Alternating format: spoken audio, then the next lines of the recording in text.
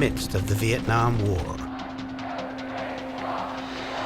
Lower Manhattan becomes a battlefield. Word came down that there's going to be a demonstration.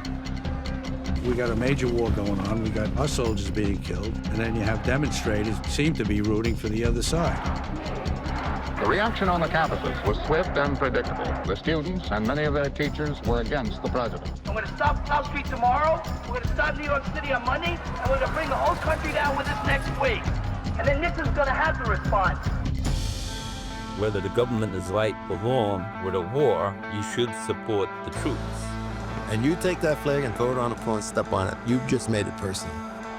A clash between anti-war protesters and New York City's working class begins to redraw political party lines. We are the second American Revolution. We are winning.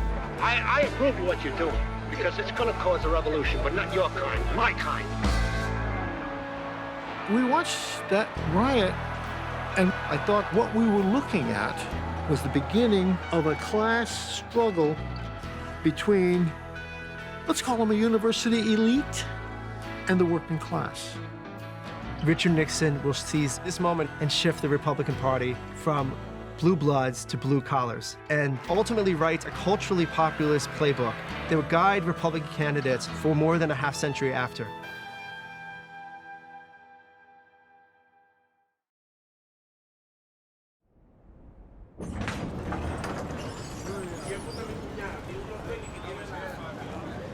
Hard hat.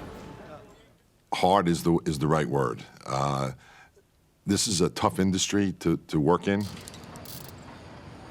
You're working on cooling towers on a building that's 50 stories high, and the wind's blowing, and it's wintertime, and it's sleeting, and you're working outside. Over on the World Trade Center, you could trip and fall out, believe me. They had no barriers, Jan. They had no safety lines for you. You held on for dear life, let me tell you. When I was a 19-year-old kid, my uncle and I get assigned to the 20th floor. So I proceed to walk out on about a 15-inch beam, which is pretty wide.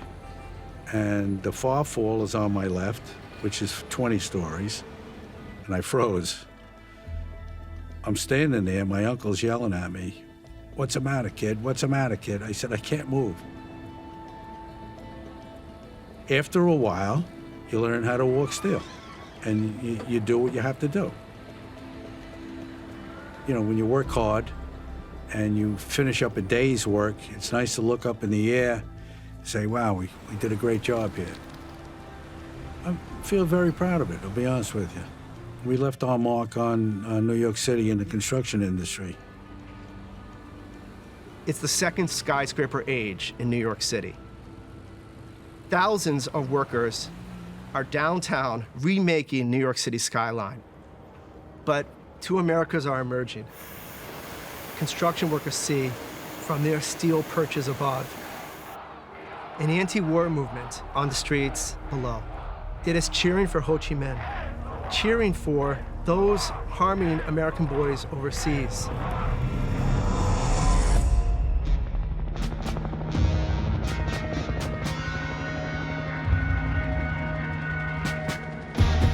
Good evening, my fellow Americans.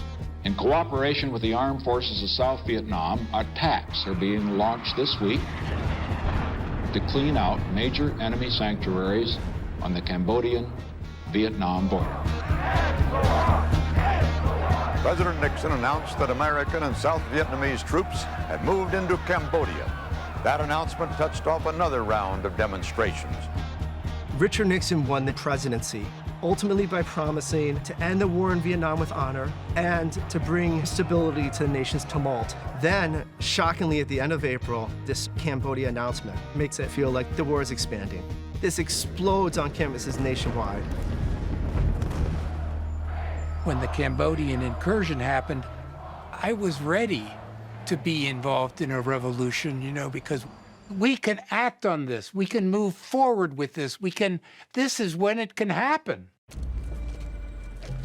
To us, as a working stiff, let's put it all blue collar. You would just have people go to college to beat the draft. And they had money, and they let the working class people fight the wars.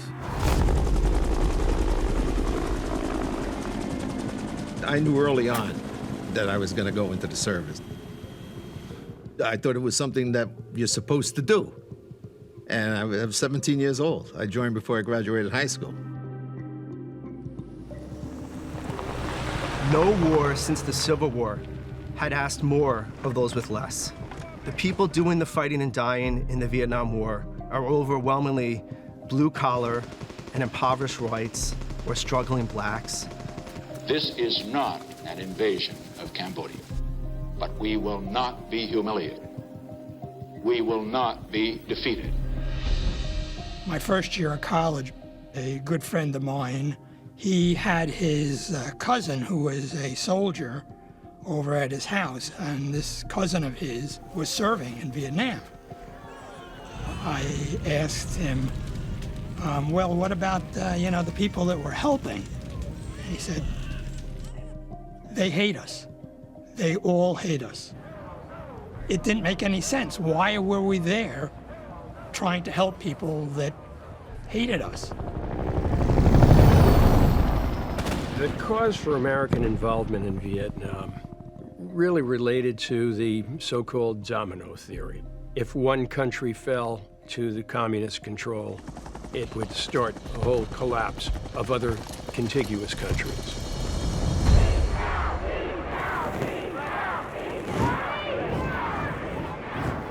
The reaction on the campuses was swift and predictable. The students and many of their teachers were against the president.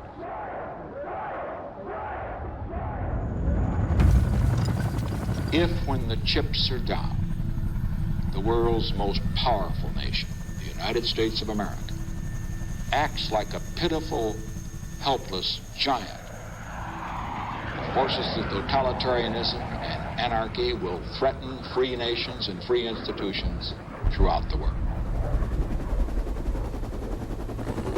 When I was in Vietnam, I flew medevacs to help people.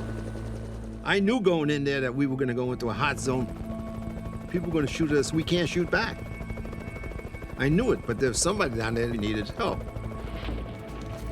You're going out into hostile areas. You were hunting them, and they were hunting you. As far as picking up dead Marines, that always get a little churn in you, you know? I started to carry the wounded and dead, and we carried a lot of guys. You know, one guy was there with a bag, putting pieces in a bag. I mean, and that was our baptism.